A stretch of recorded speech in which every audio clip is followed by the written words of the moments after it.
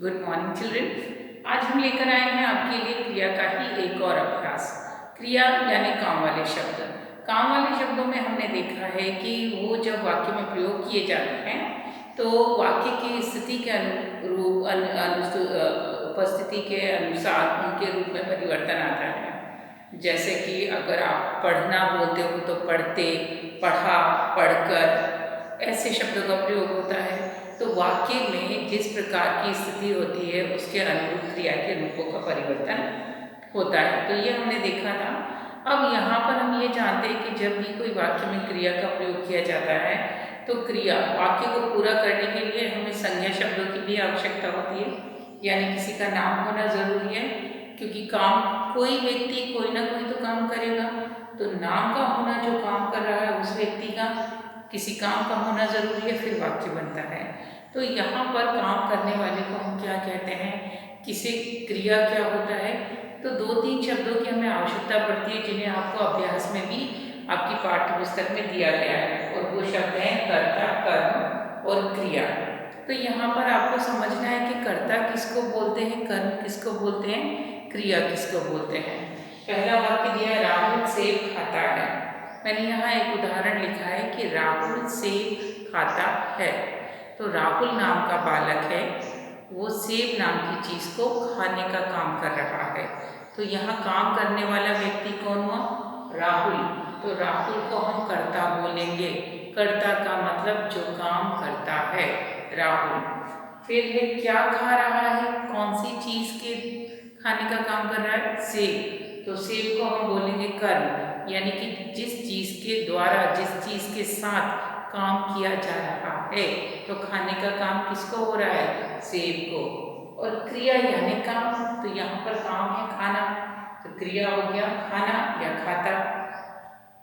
तो इस प्रकार हमें क्या मिला, राहुल कर्ता, सेब कर्म और खाता क्रिया। तो यहाँ हम ये समझ सकते हैं कि कर्ता किसको बोलते हैं, जो काम करता है। तो कर्ता यानी काम करने वाला, काम करने वाला। अब यहाँ पर एक चीज़ आप याद रखिएगा कि काम करने वाला हमेशा इंसान हो ऐसा ज़रूरी नहीं है। अगर आपने बोला मोर नाच रहा है तो वाक्य में मोर क्या है, कर्ता कहलाएगा। आपने कहा पंखा चल रहा है तो पंखा कर्ता कहलाएगा, क्योंकि वाक्य में प्रमुख वही है, उसी के बारे में बात की जा रही है। अगर आप बोलोगे कि सूरज चमक रहा है तो सूरज कर्ता कहलाएगा। वर्षा हो रही है तो वर्षा कर्ता कहलाएगी। तो जो पहला शब्द होता है जिसके बारे में बात की जाती है वही कर्ता होता है। जरूरी नहीं वो इंसान हो, बेजान चीज़ हो सकती है, कुछ भी हो सकता है। कर्म जिस चीज़ के द्वारा क्रिया की जाती है, तो हम कह सकते हैं कि क्रिया का साधन, क्रिया का साधन। जैसे यहाँ हमने कहा सेब खा रहा है, रवि पुस्तक पढ़ रहा है, क्या पढ़ रहा है, पुस्तक। तो वो यहाँ पर कर्म का मतलब होता है वो चीज़, वो साधन जिसके द्वारा, जिसके साथ, जिसकी मदद से क्रिया हो रही है। मैंने कहा बालक मैदान में खेल रहा है, कहाँ खेल रहा है, मैदान में। टेबल पर पुस्तक रखी है, पुस्तक कहाँ रखी है, टेबल पर, तो टेबल पर कर्म होगा। फिर कुत्ता कटोरी से दूध पी रहा है, किससे, कटोरी से। क्या पी रहा है, दूध, तो दूध, ये क्या हुआ, कर्म हुआ। फिर हमने कहा कि बंदर डाल पर बैठा है, कहाँ बैठा है, डाल पर, तो डाल क्या हुआ, कर्म। तो कर्म वो चीज़ होती है जिसके साथ में क्रिया होती है।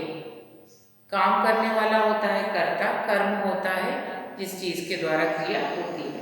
और क्रिया यानी कि काम वाले शब्द, जो भी हम काम करते हैं, क्रिया यानी काम वाले शब्द, काम वाले शब्द। तो इस तरीके से आपको ध्यान रखना है कि जो भी काम कर रहा होता है, जिसके बारे में बात की जाती है, उसे कर्ता कहते हैं। जिस चीज़ के द्वारा, जिस चीज़ के साथ क्रिया की जाती है वो कर्म होता है, और अंत में काम वाले शब्द को हम क्रिया बोलते हैं। तो ये हम पढ़ चुके हैं। आप लोगों को इस तरीके से वाक्य देकर उसमें से कर्ता, क्रिया और कर्म छाटने के लिए बोला जा सकता है। तो अब आपको इतना समझ में आ गया है। ज़रूरी नहीं कि क्रिया तो आपको पता है कि जो करता है वो हमेशा ही कोई व्यक्ति या कोई प्राणी ही क्यों ना हो। हमने कहा पुस्तक में सुंदर चित्र बने हैं तो पुस्तक कर्ता कहलाएगी। ठीक है, हमने कहा कि मछली पानी में तैर रही है तो मछली कर्ता कहलाएगी। तैरना उसका काम है, कहाँ तैर रही?